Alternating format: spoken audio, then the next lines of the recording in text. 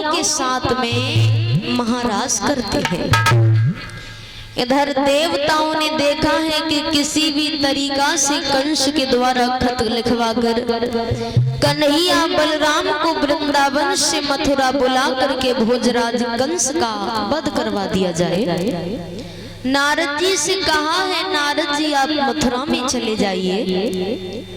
बाबा नारद जी का पधारपण जिस समय महाराज कंस की सभा में हुआ तो कंस राज ने बड़ा ही स्वागत पूर्वक नारद जी को बैठाया।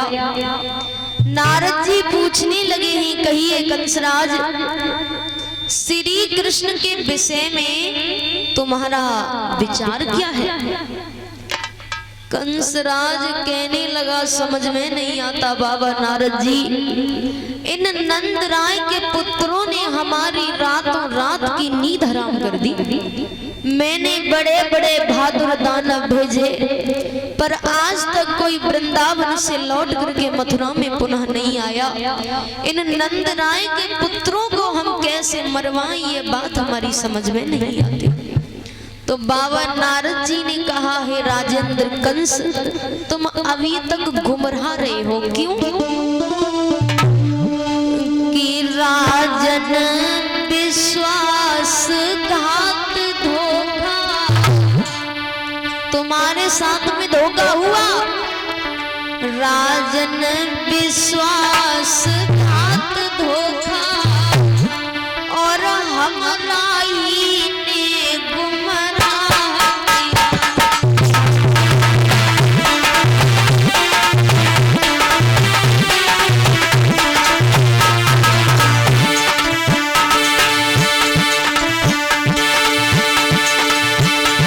राजन विश्वासघात धोखा हमारा ही ने गुमराह किया। घर का भेदी वसुदेव बना जिसने लंका का दाह किया।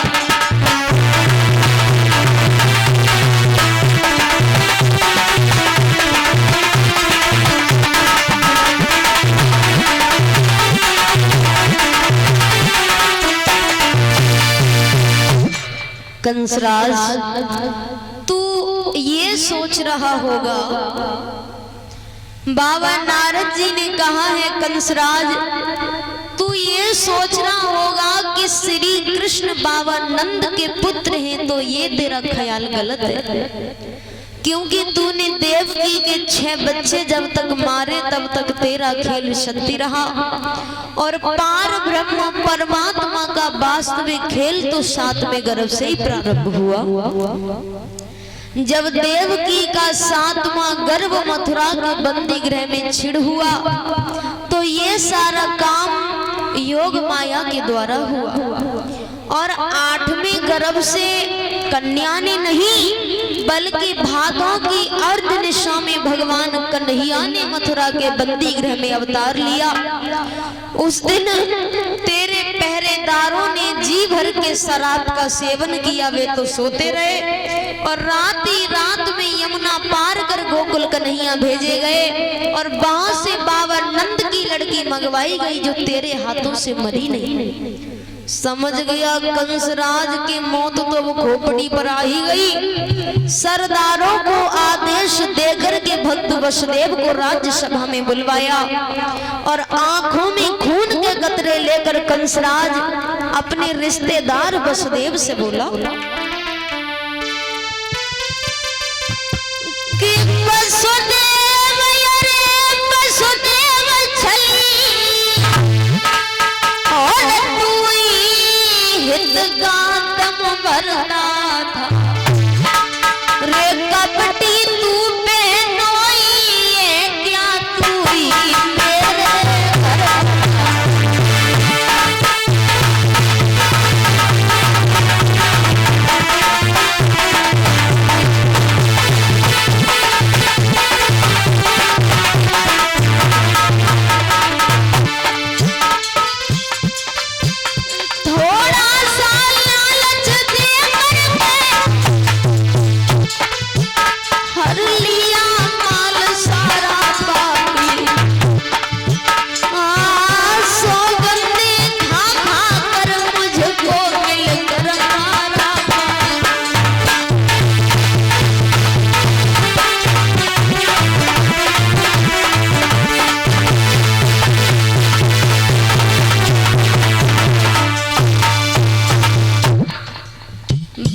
वसुदेव को मारने के लिए हाथ में तलवार उठाई कंसराज ने।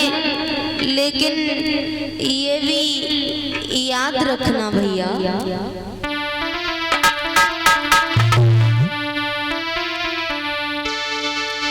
हाथ में तलवार उठाई कंसराज ने भक्त वसुदेव को मारने के लिए। लेकिन ये भी याद रखना भैया,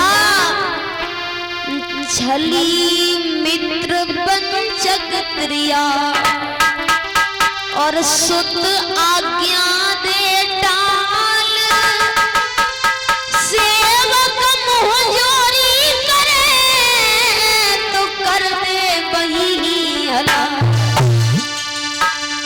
हाथ में तलवार उठाई कंसराज ने तो भक्त वसुदेव ने कहा, है राजेंद्र कंस, आप हमें मार भी डालो लेकिन तुम्हारे मारने वाला तो ब्रज में बहुत बड़ा हो चुका है। बाबा नारद जी ने समझाया, कंसराज वसुदेव देवकी को मारने से तुम्हारी कोई भी समस्या का निदान नहीं, क्योंकि कन्हैया बलराम से तुम्हारी रिश्तेदारी तभी तक है जब तक वसुदेव और देवकी जिंदा हैं। इन्हें मारो मत, इन्हें मथुरा के बंदी गृह में डलवाओ और कार्तिक कृष्ण पक्ष चतुर्दशी तिथि में तुम एक धनुष्य की मथुरा में रचो। उसी यज्ञ के बहाने से निमंत्रण देकर तुम कन्हैया बलराम को बुला करके उनकी नृशंस हत्या करवा देना। और ये धर्मेंद्र लोधी 101 रुपए से सम्मान कर रहे हैं। इनकी फरमाइश है कि दिल के बाजार में दौलत नहीं देखी जाती। रुक्मणी बोली, पंडित जी और प्यारा हो जाए तो सूरत नहीं देखी जाती, प्यारा हो जाए तो सूरत नहीं देखी जाती।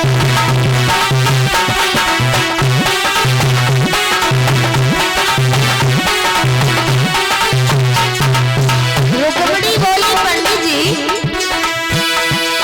दिल के बाजार में दौलत नहीं देखी जाती, प्यारो प्यारो प्यारो हो जाए तो सूरत नहीं देखी जाती।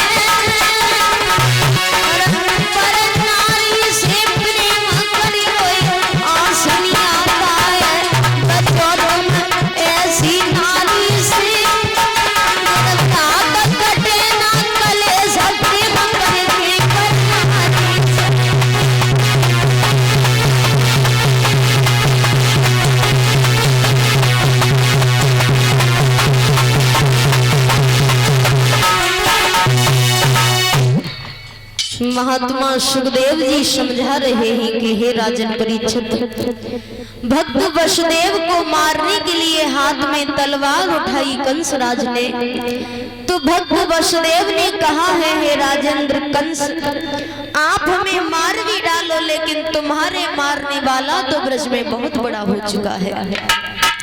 बाबा नारद जी ने समझाया है हे कंसराज, वसुदेव देवकी को मारने से तुम्हारी कोई भी समस्या का निदान नहीं, क्योंकि कन्हैया बलराम से तुम्हारी रिश्तेदारी तभी तक है जब तक वसुदेव और देवकी जिंदा है। इन्हें मारो मत, इन्हें मथुरा के बंदी गृह में डलवाइए और कार्तिक कृष्ण पक्ष चतुर्दशी तिथि में तुम एक धनुष्य की मथुरा में रचो। उसी यज्ञ के बहाने से निमंत्रण देकर तुम कन्हैया बलराम को बुला करके उनकी नृशंस हत्या करवा देना। इतना कह करके बाबा नारद जी चले गए। कंसराज ने एक खत लिखा, अक्रूर